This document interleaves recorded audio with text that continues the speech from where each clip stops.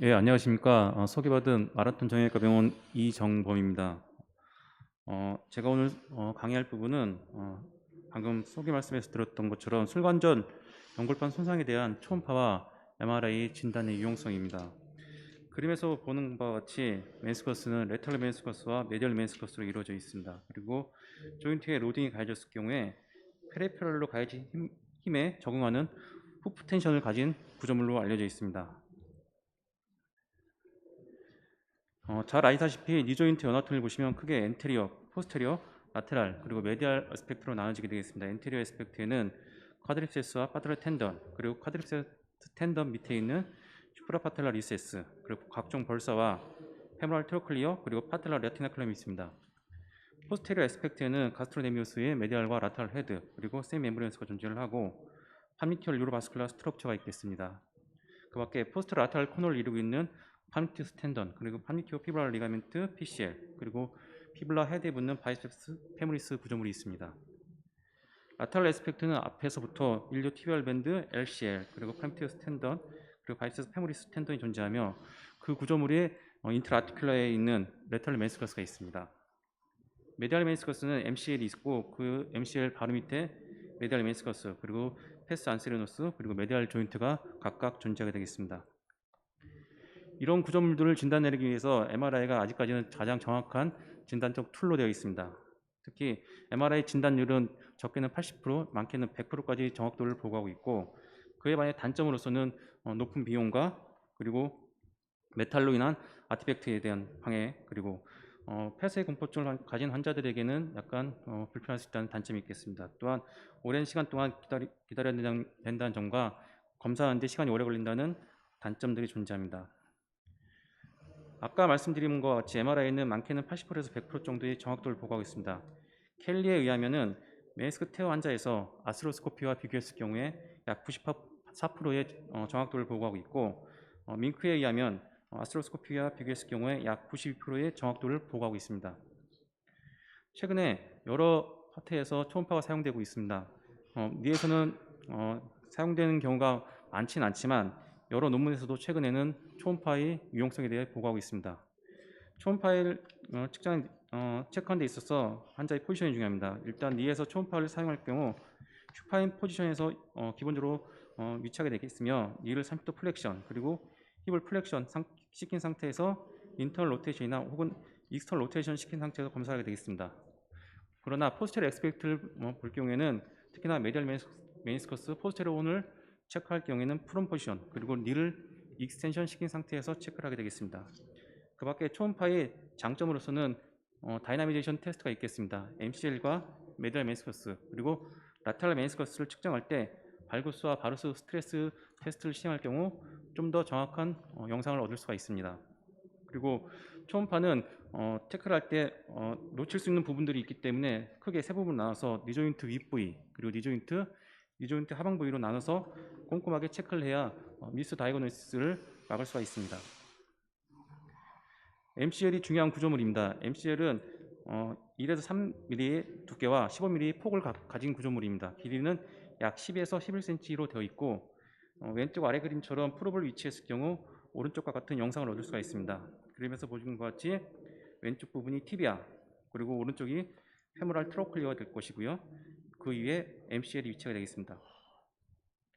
MCL의 가장 중요한 진단적 의미는 MCL 테어가 있습니다. MCL 인절일 경우에 그림에서 보는 것 같이 딥레이어에 테어 있을 경우 그리고 슈퍼피셜 레이어에 테어 있을 경우에 초음파를 이용해서 진단을 내릴 수가 있겠습니다.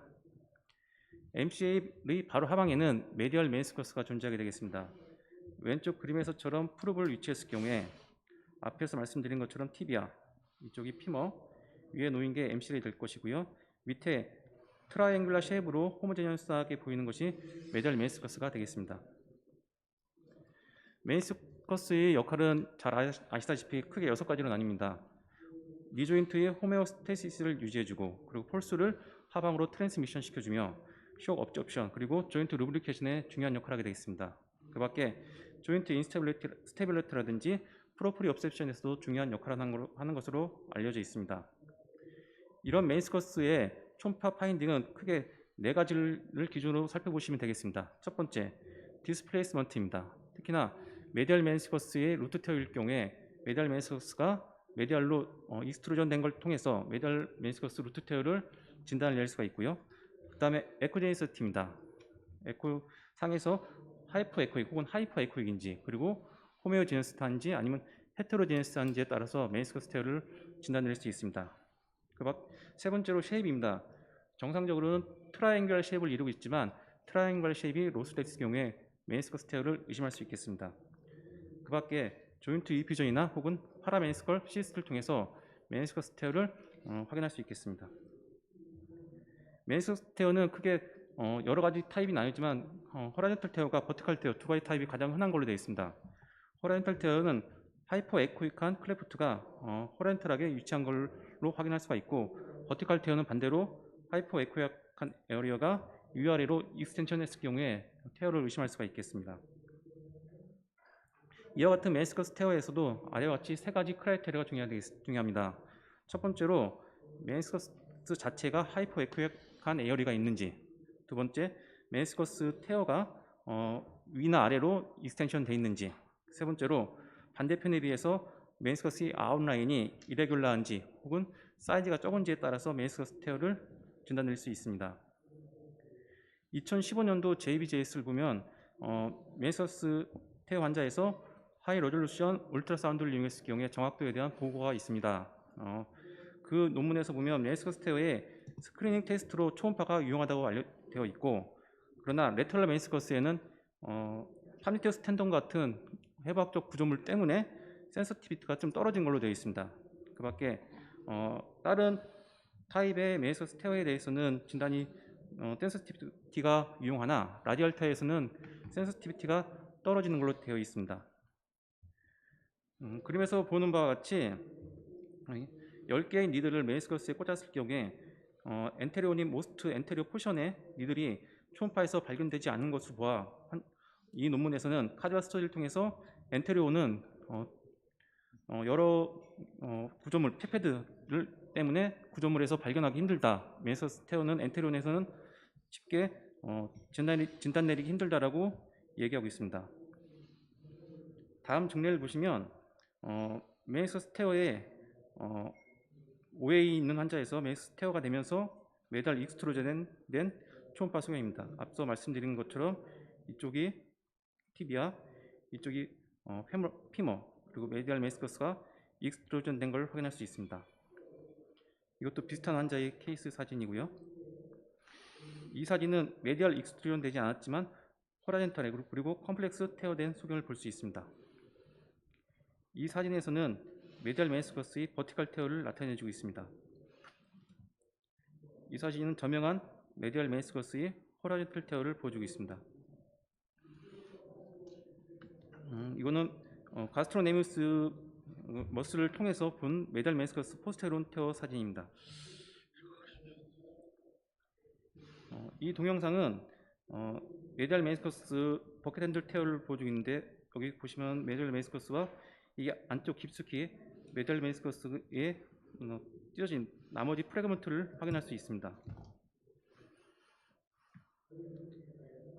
메디얼 메니스커스를 측정할 때 아까 말씀드린 것 같이 MCL이 중요한 랜드마크가 되어 있습니다. 그에 반해 레터럴 메니스커스는 LCL이 중요한 랜드마크가 되어 있고요. LCL이 바로 엔트리 포션에서 이와 같이 레터럴 메니스커스 테어 소견을 확인할 수가 있겠습니다. 레터럴 메니스커스 테어일 경우에는 메디얼 메니스커스와 달리 잘 관찰되지 않는 경우가 많기 때문에 메니스커스 시스트가 중요한 진단적 방법이 되겠습니다. 그래서 그림에서 보는 것 같이 메니스커스 시스트와 에덴 테어가 같이 동반되는 걸 통해서 메니스커스 인저리를 확인할 수가 있겠습니다. 디스코스 메니스커스입니다. 디스코이드 메니스커스는 세 가지 크라이테리아로 구분할 수 있습니다. 첫 번째로 노멀 트라이앵귤러 쉐입이 소실됐는지, 두 번째로 시크한 메니스컬 티슈가 일롱게이션 되어 있는지, 그리고 헤테로지너스한 센트럴 패턴을 갖고 있는지에 따라서 레터럴 메니스커스가 디스코이드 타입인지 아닌지를 구분할 수 있겠습니다.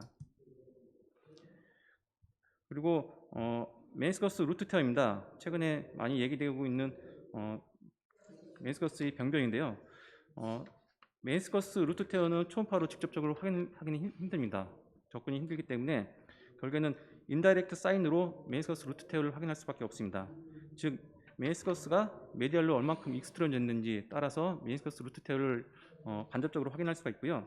최근에 나온 논문을 보면 익스트루전을 두 가지 타입으로 나눕니다. 스타틱 익스트루전과 다이나믹 익스트루전으로 나뉩니다. 스타틱 익스트루전은 non native 베어링 때 메디알 메니스커스가 바깥으로 얼마 빠져 있는지 보통 1mm를 정상 범위로 보고 있고요.